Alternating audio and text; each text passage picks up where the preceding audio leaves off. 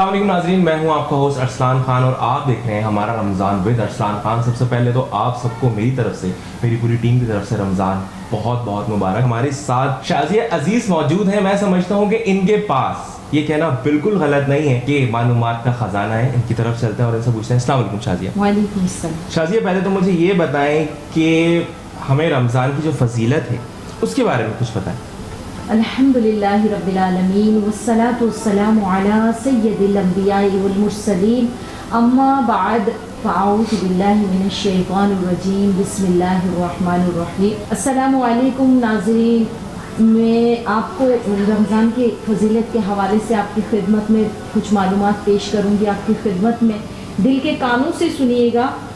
ارسلان قرآن مجید فرقان حمید میں اللہ تعالیٰ ارشاد فرماتا ہے، جس کی آیت کا مفہوم کچھ اس طرح ہے کہ اے ایمان والو، ہم نے تمہارے اوپر رمضان کے روزے فرض کیے ہیں۔ تو فرض کا مطلب ہے کہ لازم اور ضروری۔ جب اس کے روزے فرض کر دیے تو اب ہم روزہ اگر چھوڑیں گے تو گناہ میں پڑ جائیں گے، اور اس کا یہ ہے کہ فرض روزہ اگر ہم جان بوجھ کر قضا کرتے ہیں بلا شرعی عذر، یعنی کوئی عذر نہیں تھا، نہ بیمار تھے، نہ ہمیں کوئی ایسی بیماری لاحق تھی کہ اگر ہم روزہ رکھتے اور پھر ہمیں یعنی کوئی موت وقت کا خطرہ نہیں تھا، یا ہم بیمار بھی نہیں تھے، لاچار بھی نہیں تھے، صحت مند تھے اور پھر بھی روزہ چھوڑ دیا، تو پھر اللہ تبارک تعالیٰ نے اس سخت وعید نازل فرمائیں گے۔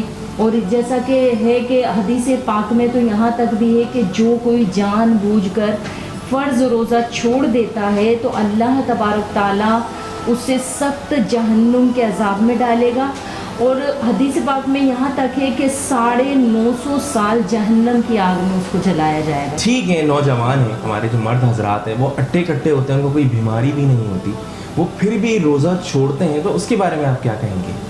جیسا کہ ارسلان آپ کو پتہ ہے کہ میں نے ابھی بتایا کہ اللہ تبارک تعالیٰ 950 سال جہنم کی آگ میں جلائے گا۔ حدیث پاک میں سخت وعید نازل ہوئی ہیں۔ دیکھیں، ہمارا جو اسلام ہے نا، وہ بڑا مقدس دین ہے، اس کی مثال پوری کائنات میں نہیں ملتی۔ اللہ تبارک تعالیٰ نے تو اتنی چھوٹ دی ہے، اتنی چھوٹ دی ہے کہ اگر کوئی انسان سفر میں ہے تو روزہ نہ رکھے، بعد میں قضا کر لے۔ کوئی عورت پریگننٹ ہے اور اس کو اپنی جان کا خطرہ ہے تو روزہ بعد میں رکھ لے، ٹھیک ہے۔ اگر کوئی بیمار ہے اور جان جانے کا خطرہ ہے یا مرض پڑ جانے کا خطرہ ہے تو بعد میں رکھ لے۔ اسی طریقے سے اللہ تعالیٰ نے قدم قدم پہ بہت ساری چھوٹ دی ہے۔ اسلام ایک ایسا آسان دین ہے نا، یقین کریں اگر اسلام پہ مکمل عمل کریں نا تو ایک کامیاب زندگی گزار سکتے ہیں۔ پھر اتنی وعید کافی ہے کہ جہنم کی آگ میں جلایا جائے گا، اور ساری زندگی کے روزے بھی اس قضا کی قصر پوری نہیں کر سکیں گے۔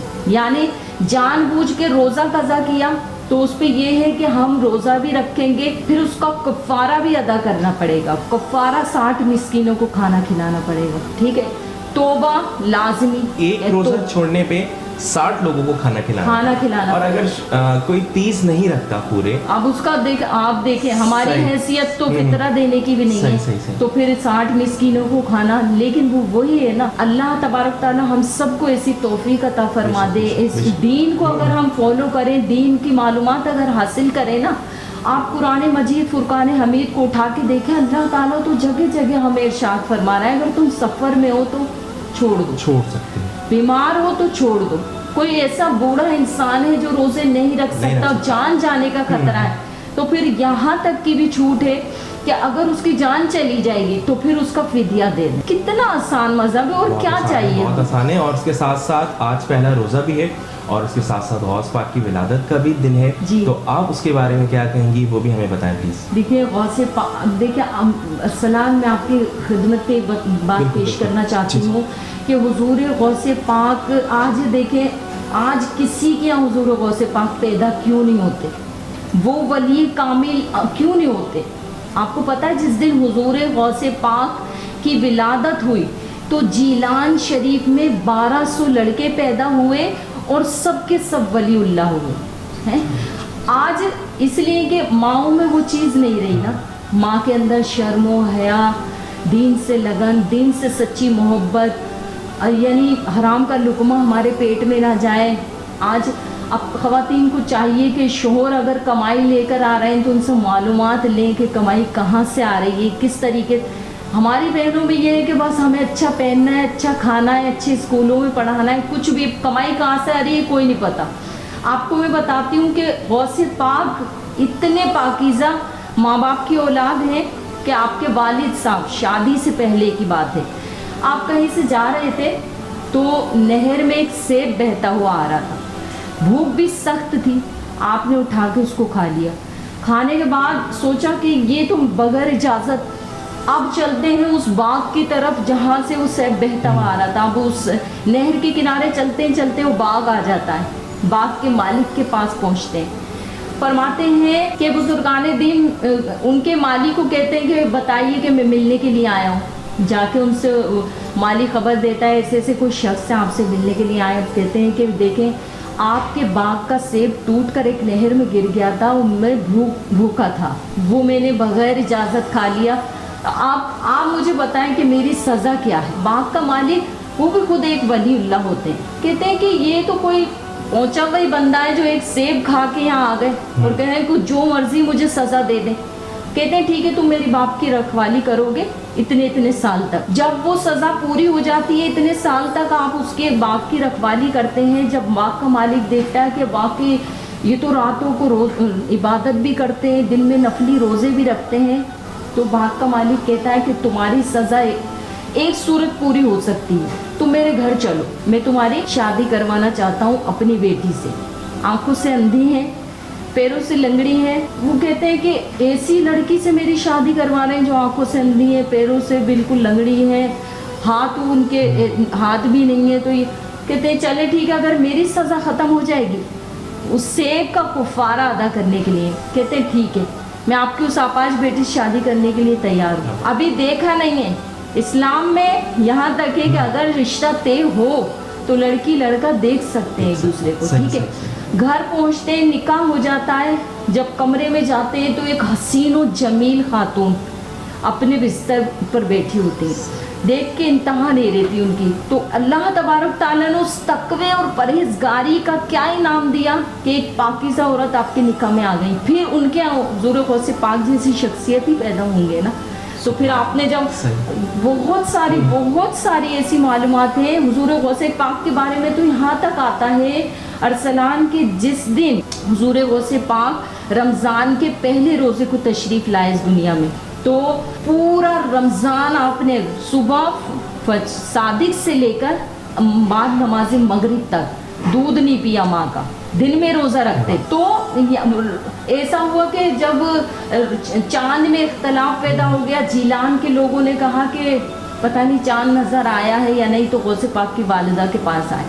انہیں پتا تھا کہ اس خاتون کے ایک ایسا بچہ پیدا ہوا ہے جو دن میں روزہ رکھتا ہے، دن میں یعنی اپنی ماں کا دودھ نوش فرماتا ہی نہیں ہے. تو چاند میں جب اختلاف علماء کرام کو پیش آیا تو علماء کرام آپ کی والدہ کی خدمت میں آئے. کیا آپ بتائیے کہ آپ کے بچے نے دن میں دودھ پیا؟ انہوں نے کہا کہ آج جو ہے چاند نظر آ گیا ہے کیونکہ اس نے دودھ نوش کیا تھا. یعنی دیکھیں چاند کا اختلاف ماں سے پوچھ کے ختم ہوا.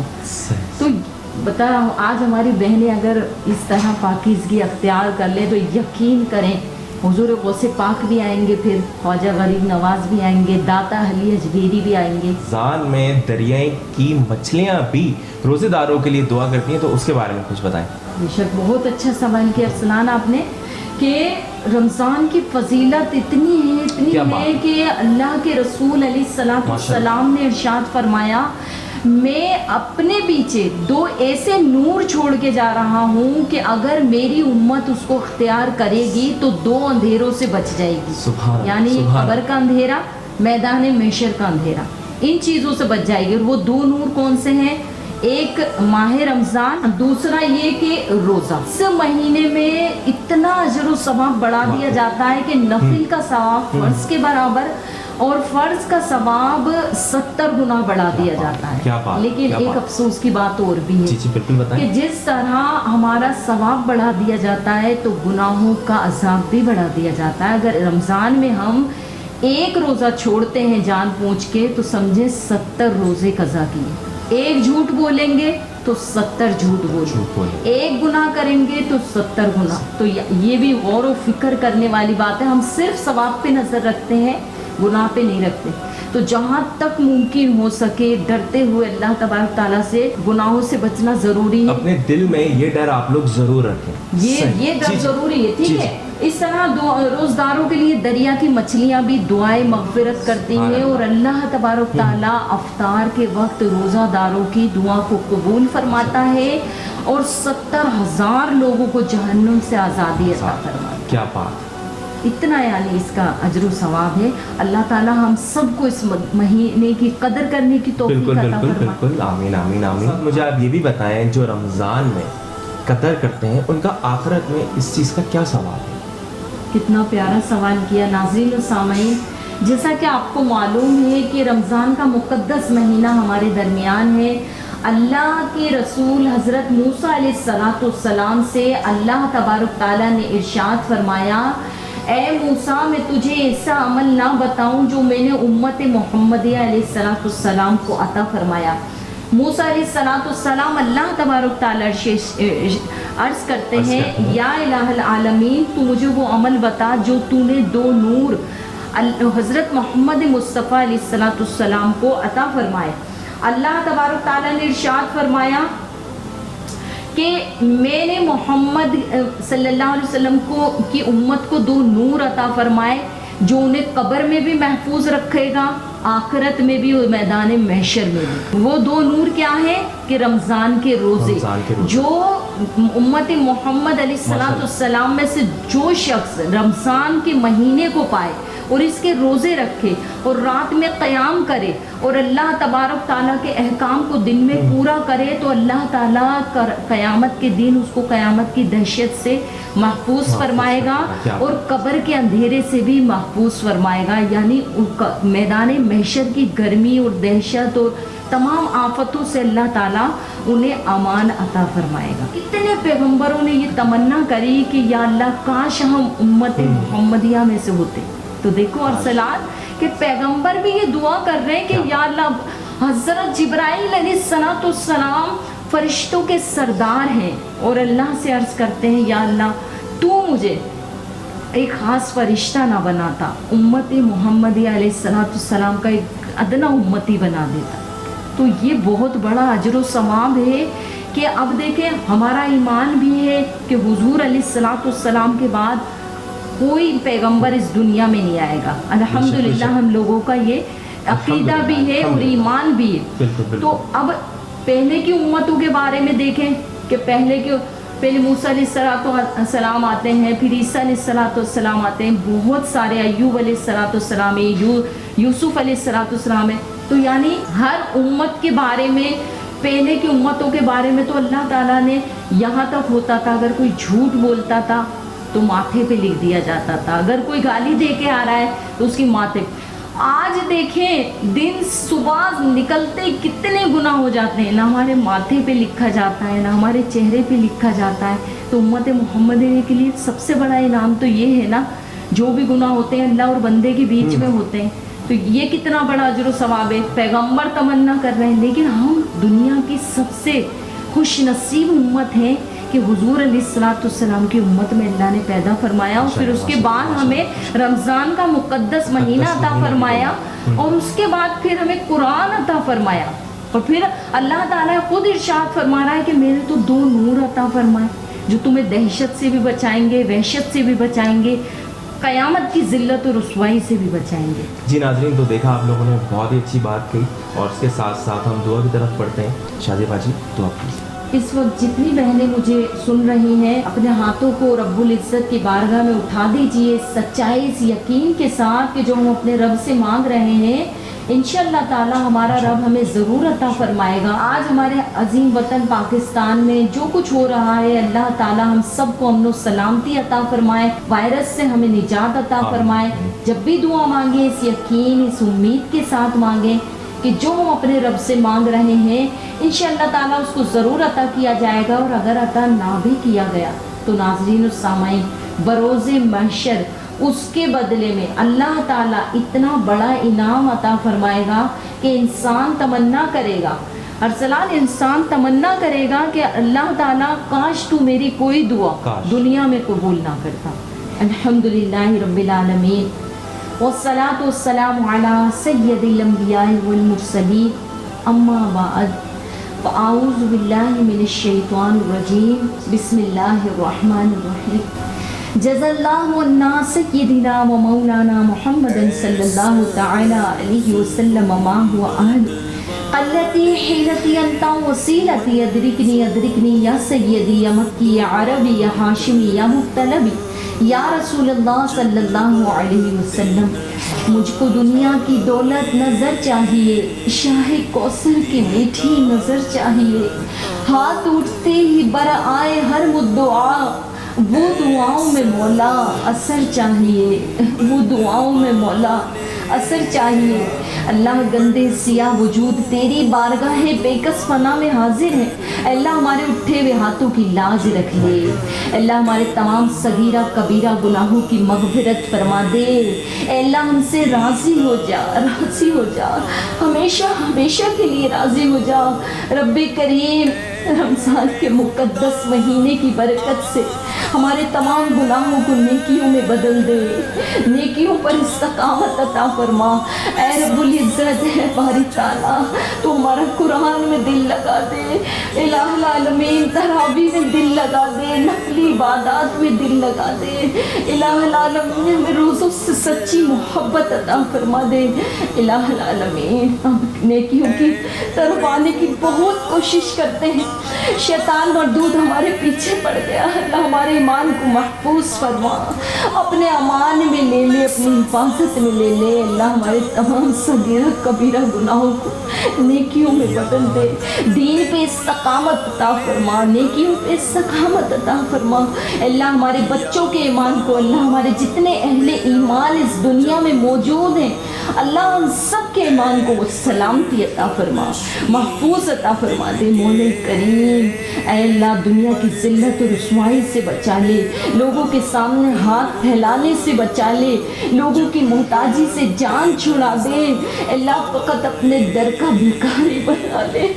مولا کریم لوگ بڑے پریشان لائنوں میں لگ لگ کے راشن لیتے ہیں. مولا کریم ہم سب کو اپنے در کا بھکاری بنا لے. مولا کریم ہم سب کو صرف اور صرف اپنا محتاج بنا لے. الہ العالمین جتنے اہل ایمان اس وقت دنیا میں جہاں پریشان ہیں، انہیں سلامتی، امن والی، خوشیوں والی، قرار والی زندگی عطا فرما. اے رب کریم اے الہ العالمین ہمارے عظیم وطن پاکستان کو امن و سلامتی کا گہوارہ بنا دے. اللہ دین کا بول بالا فرما، دشمنان اسلام کا مکالا فرما دے. الہ العالمین جہاں جہاں اہل ایمان پریشان ہے سب کو سلامتی عطا فرما. اے الہ العالمین ہمارے حافظوں کی حفاظت فرما، ہمارے عالموں کی حفاظت فرما، ہمارے قاریوں کی حفاظت فرما، ہماری مسجدوں کی حفاظت فرما. اور جو الہ العالمین جہاں کہیں دین کے لیے سازشیں کر رہے ہیں اللہ انہیں نیست و نابود فرما. اے اللہ صفا ہستی سے فرانس کا نقشہ مٹا دے. جو ہمارے نبی کی شان میں گستاخیاں کرتے ہیں اللہ انہیں نیست و نابود فرما، ان کی نسلوں کا خاتمہ فرما. پوری دنیا کے لیے، پوری کائنات کے لیے انہیں عبرت کا نشان بنا دے. اے اللہ العالمین اہل ایمان کی حفاظت فرما. اے رب کریم یا الہ العالمین میدان محشر میں ذلت و رسوائی سے بچا لے. اے اللہ پیغمبروں کے سامنے ذلیل و رسوا ہونے سے بچا لے. اے اللہ جب میدان محشر میں ہمیں پکارا جائے تو ہمارا نام اعمال ہمارے سیدھے ہاتھ میں دیا جائے. رسول پاک علیہ السلام کے ہاتھوں سے جام کوثر پینا ہمارے مقدر میں لکھ دے. اے رب کریم پیارے آقا کا پڑوس عطا فرما دے. اے اللہ مرنے سے پہلے مدینے کی حاضری عطا فرما، جنت البقیع میں دوکر زمین عطا فرما. اللہ ہمارے بچوں کو حافظ با عمل بنا دے، عالم دین بنا دے، صدقہ جاریہ بنا دے. جہاں کہیں دین کا کام ہو رہا اللہ مقبول والا فرما دے۔ الہ العالمین جتنے اس وقت ہمارے کیمرہ مین ہیں یا اللہ جو بھی ہمارے سر ہیں انوار بھائی، اللہ ان کی مغفرت فرما دے۔ یا الہ العالمین کے بچوں کی حفاظت فرما۔ الہ العالمین اے رب کریم ہمیں اتنا رزق عطا فرما، اللہ ہم سب کو اتنا رزق دے، ہماری 7 نسلیں بھی کھائیں، کبھی ہمارے رزق میں کمی نہ آئے۔ اللہ ہم بھوکوں کو کھانا کھلا سکیں، پیاسوں کو پانی پلا سکیں، غریبوں کی مدد کر سکیں، اللہ ہمیں اتنا رزق عطا فرما دے۔ الہ العالمین ہم نے جو مانگا وہ بھی عطا فرما دے، جو نہ مانگ سکے وہ بھی عطا فرما دے۔ اے رب کریم یا الہ العالمین جو کوئی جہاں بیمار ہے اللہ شفا یابی عطا فرما، جو بہنیں رشتوں کے لیے بیٹھی ہیں ان کے اچھے رشتے ہو جائیں، جن کی جو جائز حاجت تمنا ہے پوری فرما دے، نافرمان اولاد کو ماں باپ کا فرما بردار بنا دے۔ یا اللہ جو اولاد کی وجہ سے پریشان ہیں اللہ انہیں نیک اچھی اولاد عطا فرما دے۔ الہ العالمین جب اس گندی اور بے وفا دنیا سے رخصت ہوں، اس شان سے دم نکلے کہ مسجد نبوی شریف میں موجود ہوں، نبی پاک علیہ السلام کے قدموں میں ہمارا سر ہو، اور اس شان سے دم نکلے کہ آقا علیہ السلام ہمیں کلمہ پڑھنے کی تلقین فرما رہے ہوں اور ہمارے لبوں پر ہو حق لا الہ الا اللہ محمد رسول اللہ۔ جی ماشاءاللہ ماشاءاللہ ماشاءاللہ جی، تو دیکھا آپ لوگوں نے آج پہلا روزہ تھا، اور اس کے ساتھ ساتھ سب سے پہلے تو پھر سے پہلا روزہ میری ٹیم کی طرف سے آپ سب کو بہت بہت مبارک ہو۔ اس کے ساتھ ساتھ حفاظت اس رمضان، اس سے پہلے بھی تھی لیکن اس رمضان اور بھی زیادہ کریں، پڑوس میں آگے پیچھے دیکھیں جن کو آپ کی ضرورت ہے۔ پاکستان زندہ باد۔ دیدار عطا کرنا